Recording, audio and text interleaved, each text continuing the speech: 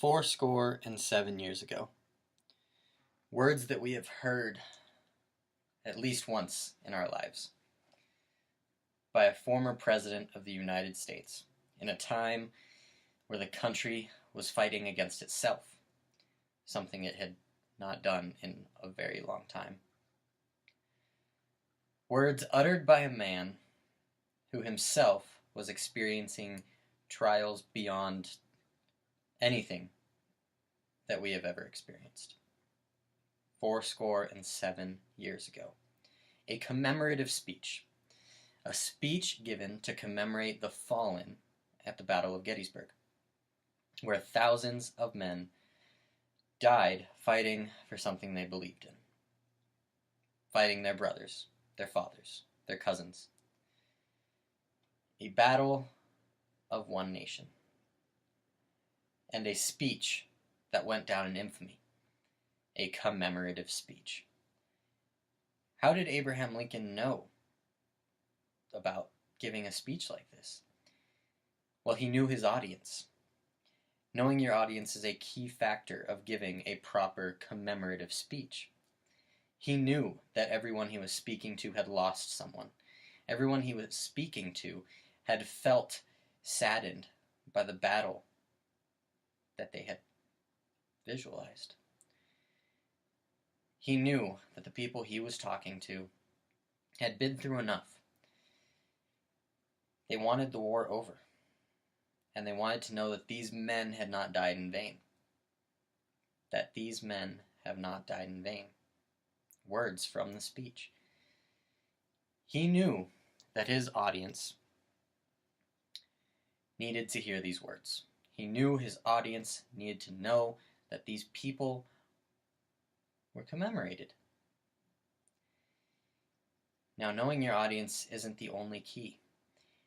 Being able to bring in experiences from your own life is a second point that really helps you give a proper commemorative speech.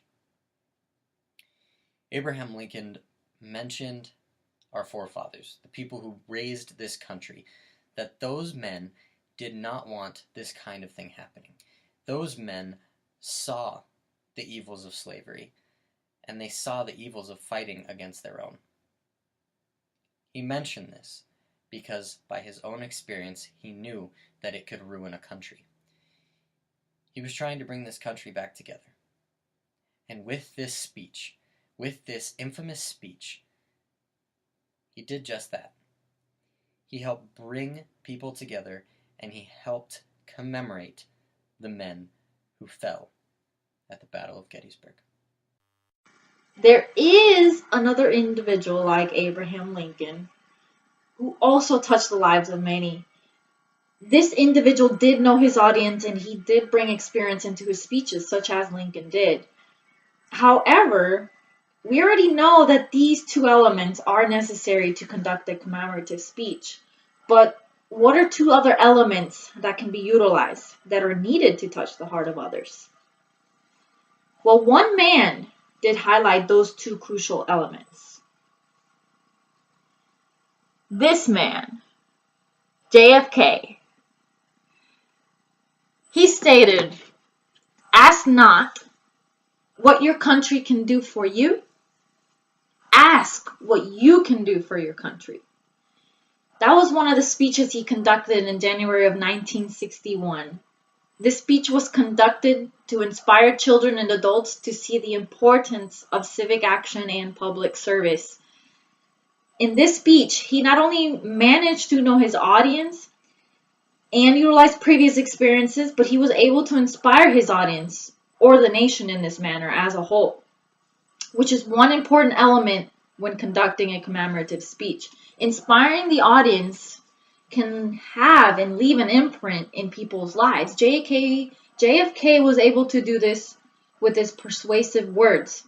Throughout his entire speech, he targeted every single individual in the society, not just one race, not with just one color, not with just one individual, the entire society as a whole to come together.